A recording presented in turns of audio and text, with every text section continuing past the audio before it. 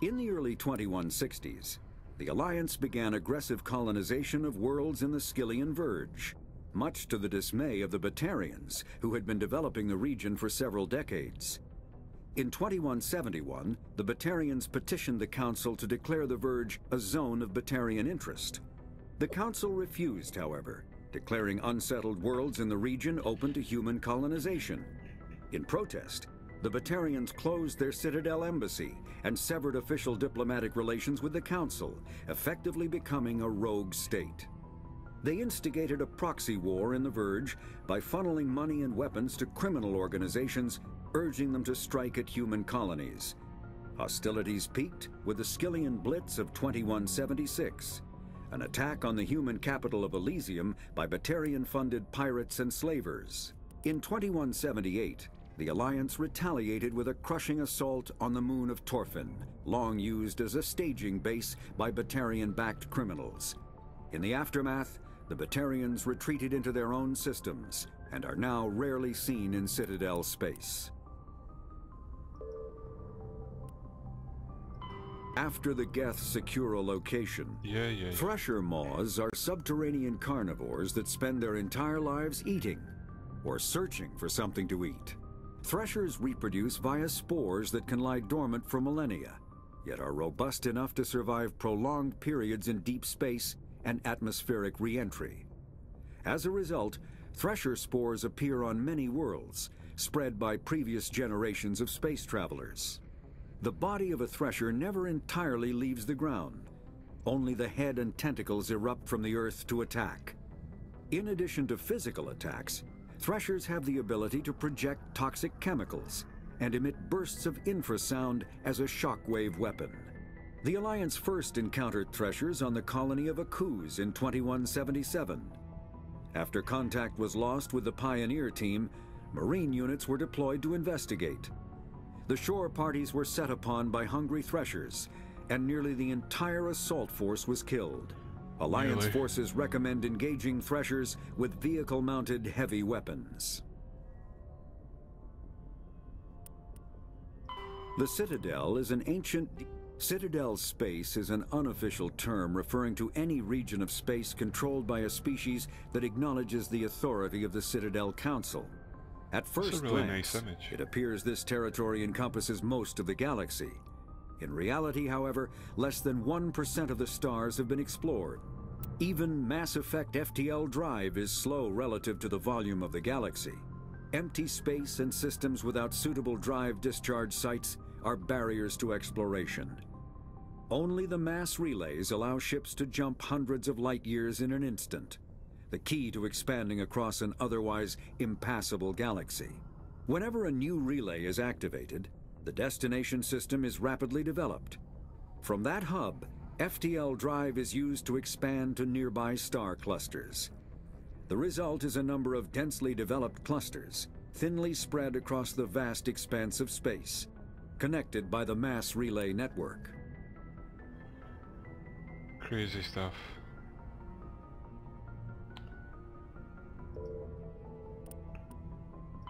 Feros is a habitable world in the Attican Beta cluster. Two-thirds of the habitable surface is covered with the ruins of a crumbling Prothean megatropolis. In the millennia since the Prothean extinction, the ruins have been repeatedly picked over by looters many times. Feros was considered a poor prospect for colonization, as little open ground remains for agriculture. The only sizable freshwater sources are the poles, which are tapped by the decaying Prothean aqueduct systems. The dead cities, while in good condition considering their antiquity, are of uncertain stability. Ground level is congested by a dozen meters of fallen debris, and the air is fouled by dust. In 2178, the Human Exogeny Corporation announced its intention to place a permanent colony on Feros to thoroughly explore the ruins. The pioneer settlement was placed on the upper levels of several intact skyscrapers, using the surviving Prothean aqueducts and rooftop hydroponic gardens to support the population. Noveria is a cool, rocky world with most of its hydrosphere locked up in massive glaciers. A privately chartered colony world, the planet is owned by the Noveria Development Corporation Holding Company. The NDC is funded by investment capital from 24 high-technology development firms and administrated by an executive board representing their interests. The investors built remote hot labs in isolated locations across Novaria's surface. These facilities are used for research too dangerous or controversial to be performed elsewhere, as Novaria is technically not part of Citadel space and therefore exempt from Council law. By special arrangement, Citadel's special tactics and reconnaissance agents have been granted extraterritorial privileges, but it remains to be seen how committed the Executive Board is to that principle. Given its unique situation, it is understandable that Novaria is often implicated in all manner of wild conspiracy theories. Some maybe aren't so wild. There are between 200 and 400 billion stars in the galaxy, and less than 1% of them have ever been visited or had their systems properly surveyed. Humanity's early expansion into the Attican Traverse was haphazard, a desperate race to claim habitable planets where populations can be economically settled.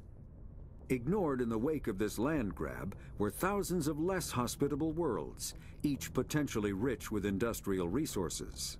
The wealth of entire solar systems lies untapped, waiting for corporate survey teams or independent pioneers to discover and exploit them. However, this is not an easy task. In addition to the environmental hazards, the fact that uncharted worlds are largely ignored makes them popular bases for criminals, revolutionaries, cults, and others who wish to remain unnoticed by galactic society.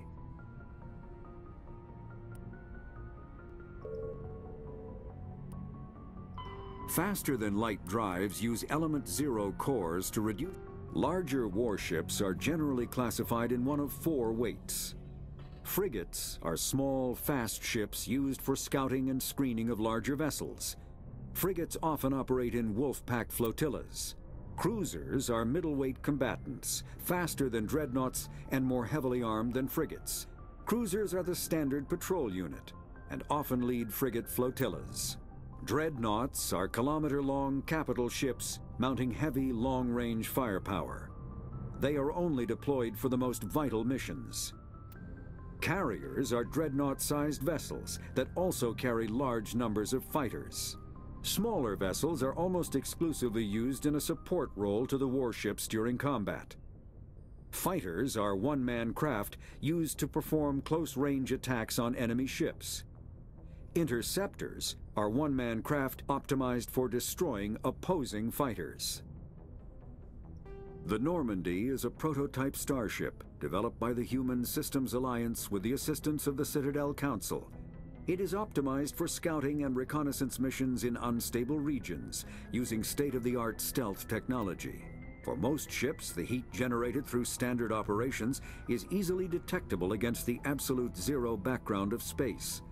The Normandy, however, is able to temporarily sink this heat within the hull.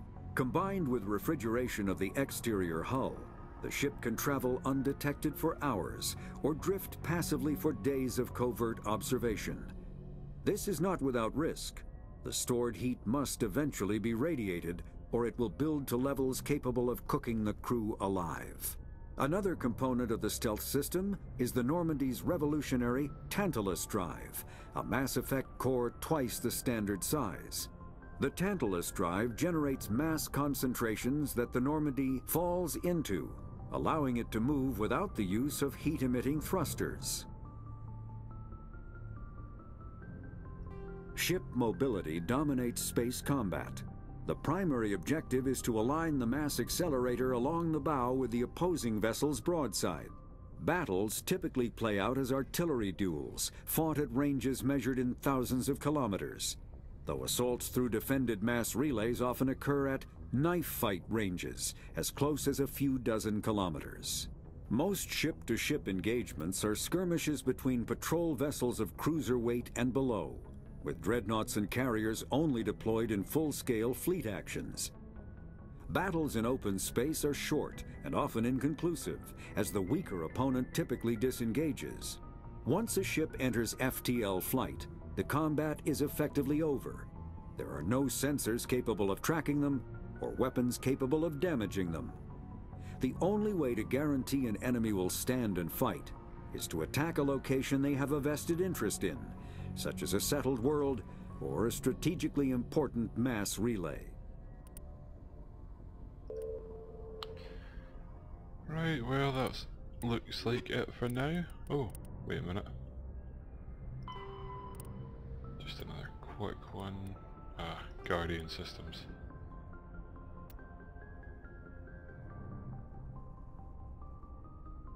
Yeah.